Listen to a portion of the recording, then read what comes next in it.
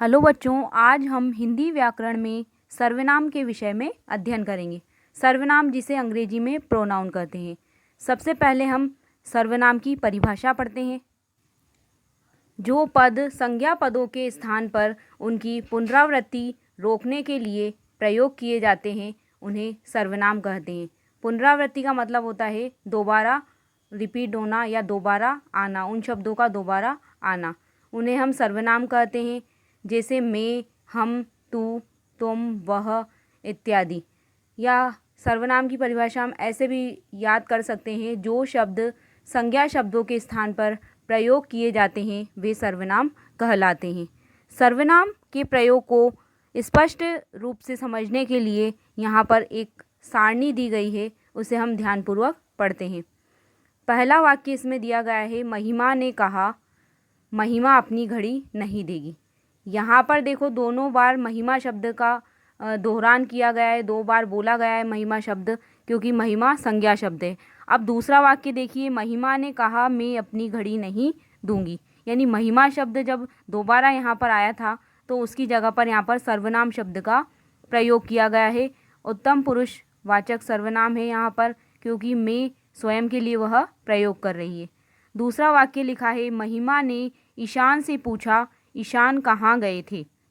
यहाँ पर महिमा और ईशान, महिमा एक ही बार आया है, लेकिन ईशान शब्द जो संज्ञा दी गई है वो 2 बार आई है। अब दूसरा वाक्य हम पढ़ते हैं, महिमा ने ईशान से पूछा तुम कहाँ गए थे। तो यहाँ पर देखो तुम शब्द हमें दिखाई दे रहा है, जो कि ईशान शब्द के जगह पर प्रयोग किया गया है। जो तुम शब्द है वो संज्ञा शब्दों को दोबारा बोलने से रोकने के लिए यहाँ पर सर्वनाम के रूप में प्रयोग किया गया है। तीसरा वाक्य दिया है, सुदामा गरीब है तो क्या हुआ। सुदामा मेरा मित्र तो है। और दूसरे वाक्य में, इस वाक्य में सुदामा शब्द 2 बार बोला गया है। और दूसरा वाक्य देखिए आप, सुदामा गरीब तो है तो क्या हुआ, वह मेरा मित्र है। अब यहाँ पर वह शब्द सुदामा की जगह आया है, क्योंकि यहाँ पर सुदामा संज्ञा है, किसी का नाम है, तो उसको दोबारा बोलने से रोकने के लिए यहाँ पर सर्वनाम शब्द का प्रयोग किया है। ऊपर दिए गए वाक्यों के कॉलम अ में महिमा, ईशान और सुदामा शब्द संज्ञाएं हैं। इनमें प्रत्येक संज्ञा वाक्य में 2 बार आई है। वाक्य में एक ही संज्ञा का 2 बार आना अटपटा लगता है। कॉलम ब के वाक्यों में दूसरी बार आने वाली संज्ञाओं के स्थान पर मैं, तुम, वह ये शब्द लिखे गए हैं, इसलिए ये वाक्य पढ़ने में अच्छे लगते हैं। यानी जब हम सर्वनाम का प्रयोग करेंगे संज्ञा की जगह पर, तो वो शब्द क्या हो जाएंगे, हमें अच्छे लगने लग जाते हैं और वो नियम के अनुसार बन जाते हैं। रंगीन संज्ञाओं के स्थान पर लिखे गए ये शब्द सर्वनाम है। अब हम लोग सर्वनाम के भेद पढ़ेंगे। सर्वनाम के 6 भेद होते हैं। पहला होता है पुरुषवाचक सर्वनाम, दूसरा होता है निश्चयवाचक सर्वनाम, तीसरा भेद होता है सर्वनाम का अनिश्चयवाचक सर्वनाम, और सर्वनाम का चौथा भेद होता है संबंधवाचक सर्वनाम, पांचवा भेद होता है प्रश्नवाचक सर्वनाम, और छठा भेद होता है निजवाचक सर्वनाम। सबसे पहले हम सर्वनाम का पहला भेद पुरुषवाचक सर्वनाम के बारे में पढ़ते हैं। जिन सर्वनाम शब्दों का प्रयोग कहने वाले, सुनने वाले और जिसके बारे में बातें की जाए उसके लिए प्रयोग किया जाता है उन्हें पुरुषवाचक सर्वनाम कहते हैं। जैसे यहाँ उदाहरण भी दिया गया है, उसने मुझसे कहा कि कल तुम मुझे बिग बाज़ार में मिलोगे। इस वाक्य में उसने, मुझसे, तुम 3 तरह के पुरुषवाचक सर्वनाम आए हैं। यहाँ पर मुझसे का प्रयोग कहने वाले के लिए, तुम का प्रयोग बात सुनने वाले के लिए तथा उसने का प्रयोग किसी अन्य व्यक्ति के लिए किया गया है। इस आधार पर पुरुषवाचक सर्वनाम के 3 भेद बताए गए हैं। पहला होता है उत्तम पुरुष, दूसरा होता है मध्यम पुरुष और तीसरा भेद होता है अन्य पुरुष। सबसे पहले हम उत्तम पुरुष के बारे में पढ़ते हैं। जिस सर्वनाम का प्रयोग बोलने वाला अपने लिए करता है उसे उत्तम पुरुष कहते हैं।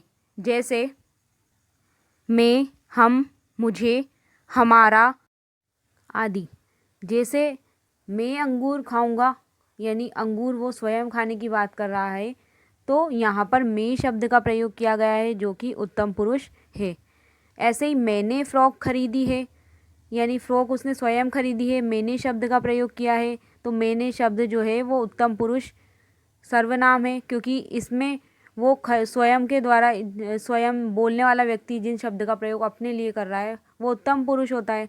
हम मुंबई जाएंगे, यानी मुंबई जाने की वो बात कर रहा है, तो हम शब्द जो दिया हुआ है वो हम उत्तम पुरुष सर्वनाम है, जो कि पुरुषवाचक सर्वनाम का भेद होता है। इन वाक्यों में प्रयुक्त मैं, मैंने और हम उत्तम पुरुष सर्वनाम है। मैं, मेरा, मैंने, हम, हमारा, हमने, ये सारे उत्तम पुरुष का बोध कराते हैं ये सारे शब्द। तो अब हम पुरुषवाचक सर्वनाम का दूसरा भेद पढ़ते हैं, मध्यम पुरुष।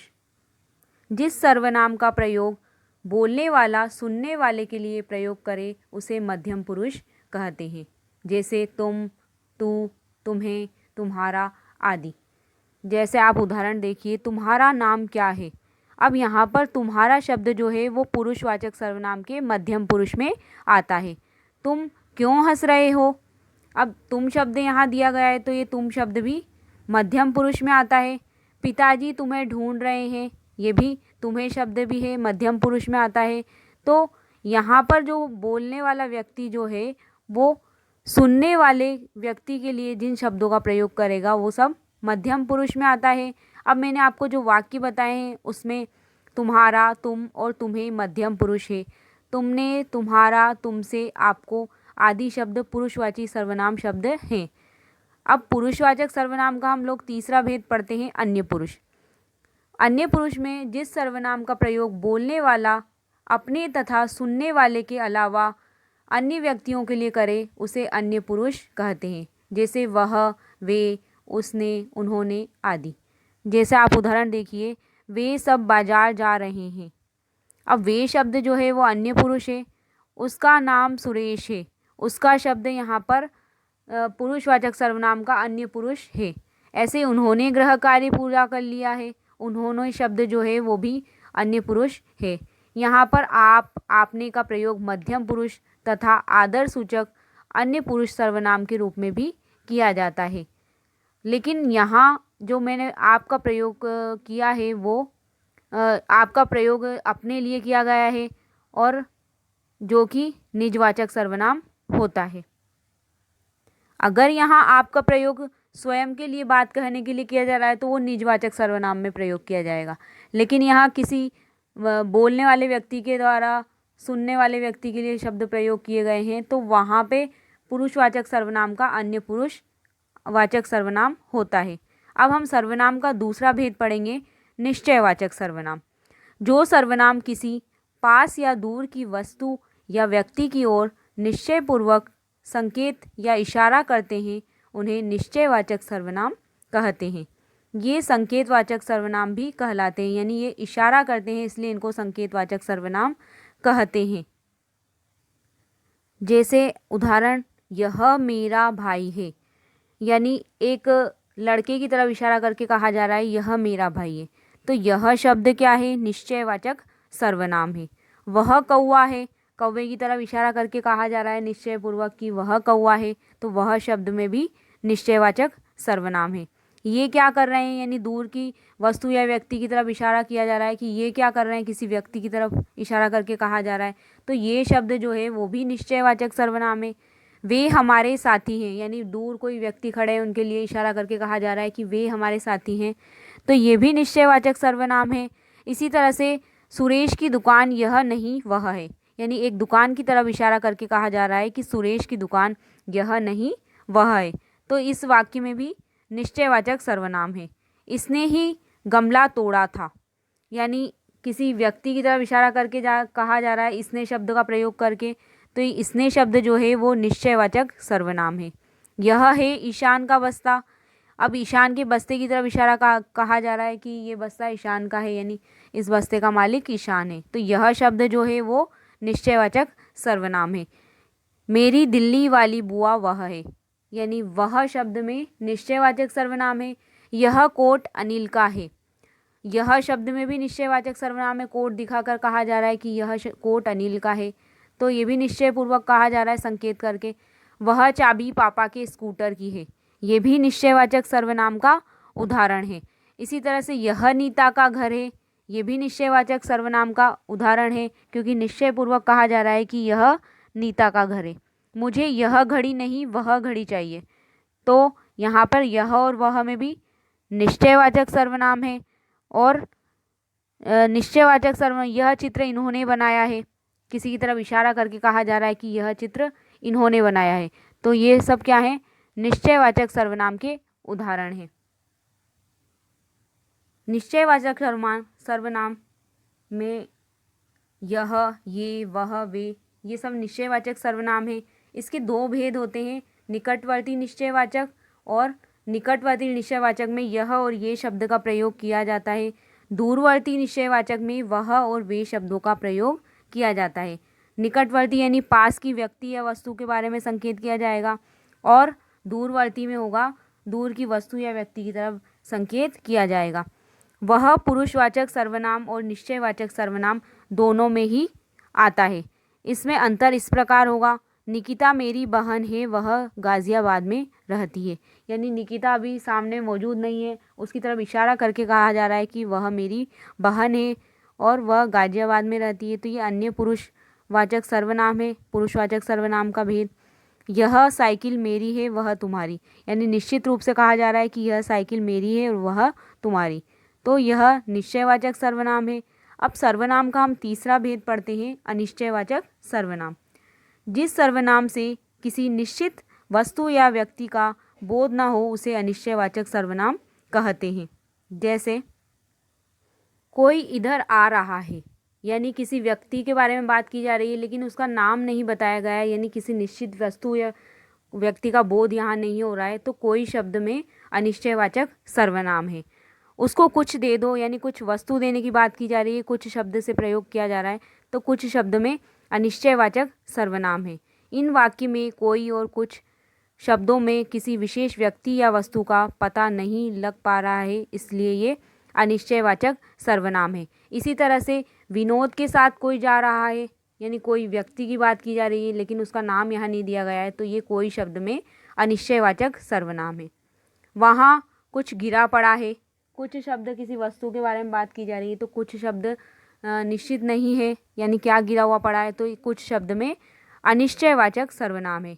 किसी का बच्चा मेले में खो गया, अब यहाँ किसी का नाम नहीं दिया गया है, किसी शब्द में अनिश्चयवाचक सर्वनाम है इसीलिए।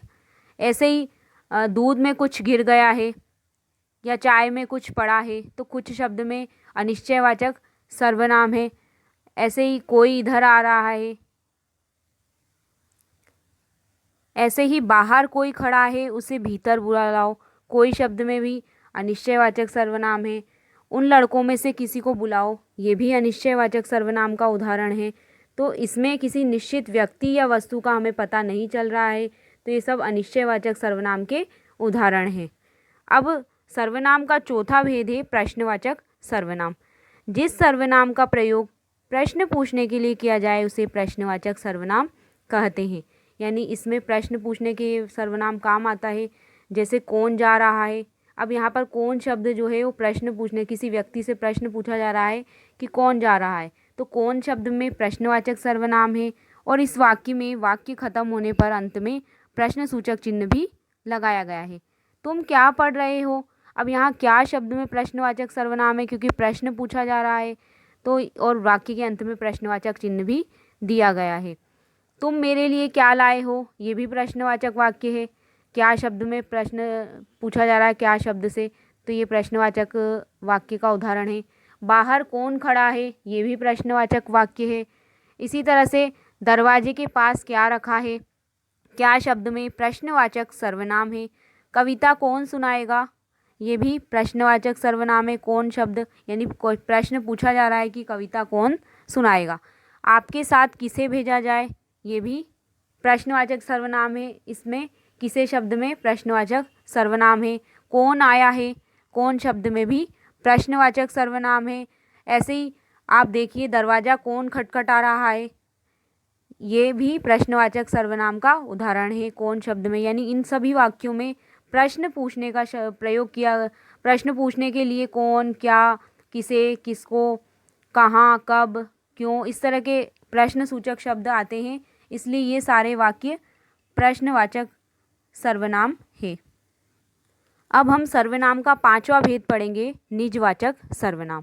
निज का अर्थ होता है अपना या स्वयं का। जो सर्वनाम निज या अपने आप के विषय में बतलाए वह निजवाचक सर्वनाम कहलाता है। जैसे उदाहरण, अपना काम अपने आप करो, यानी यहाँ काम को अपने आप करने की, स्वयं करने की बात कही गई है, तो अपना और अपने आप में निजवाचक सर्वनाम है। अपना सामान स्वयं संभाल कर रखो।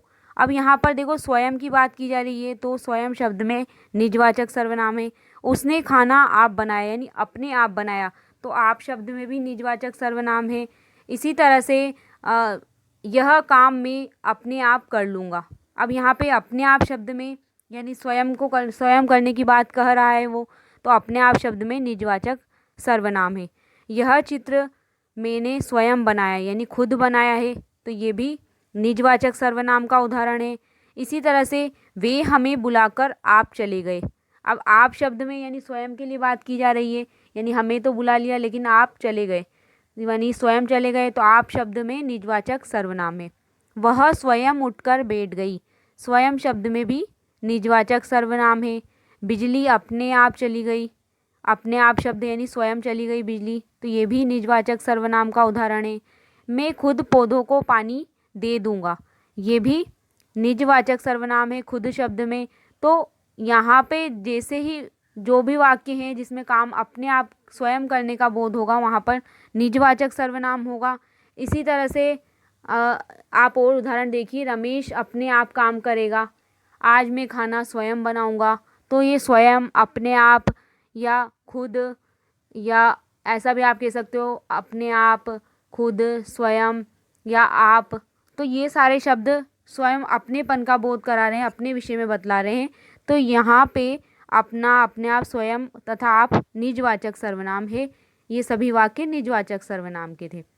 उसके बाद सर्वनाम का 6वां भेद है संबंधवाचक सर्वनाम।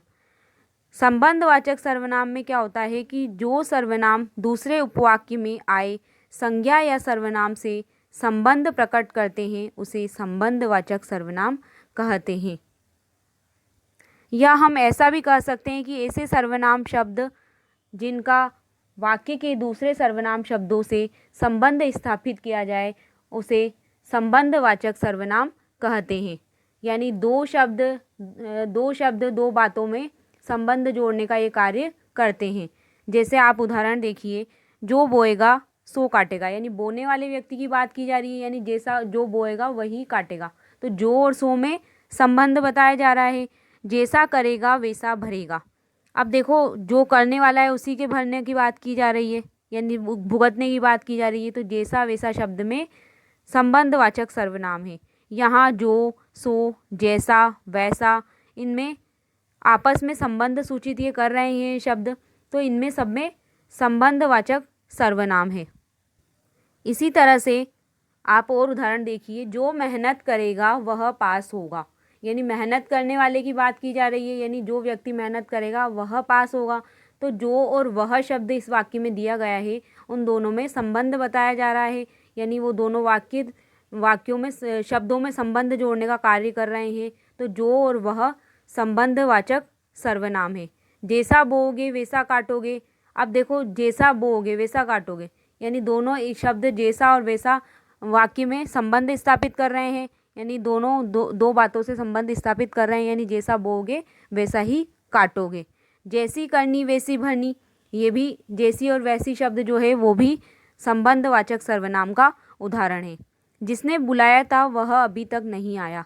अब यहाँ पर उस व्यक्ति की बात की जा रही है जिसने बुलाया था, तो यहाँ पर वो अभी तक नहीं आया ऐसा कहा जा रहा है, तो जिसने और वह शब्द में संबंधवाचक सर्वनाम है। जो तेज दौड़ेगा सो जीतेगा, यानी तो तेज दौड़ने वाला व्यक्ति ही जीतेगा, तो जो और सो में संबंध बताया जा रहा है, यानी ये दो शब्द या दो बातें जो है वो आपस में संबंध स्थापित कर रही है। जैसा करोगे वैसा फल पाओगे। अब जैसा और वैसा में भी संबंध बताया जा रहा है, क्योंकि ये सर्वनाम शब्द वाक्य के दूसरे सर्वनाम शब्दों से संबंध स्थापित कर रहे हैं, तो इसमें भी संबंधवाचक वाक्य है। इसी तरह से जिसने भी यह शीशा तोड़ा है उसे सज़ा मिलेगी। अब जिसने और उसे, अब शीशा तोड़ने वाले व्यक्ति की बात की जा रही है तो दोनों में संबंध बताया जा रहा है, यानी दोनों ही वाक्यों में एक ही व्यक्ति की बात की जा रही है कि जिसने शीशा तोड़ने का कार्य किया है उसे सजा मिलेगी। तो जिसने और उसे शब्द में संबंधवाचक सर्वनाम है। जिसे फॉर्म चाहिए वह भीतर आकर ले ले, यानी जिस व्यक्ति को फॉर्म चाहिए वह अंदर आके ले ले, यानी एक ही बात यहाँ पर बताई जा रही है दोनों वाक्यों में। तो यहाँ पर जिसे और वह में संबंधवाचक सर्वनाम है। इस प्रकार हमने सर्वनाम की परिभाषा, सर्वनाम के भेद और सर्वनाम के भेदों की परिभाषा के बारे में पूरा पढ़ लिया है। धन्यवाद।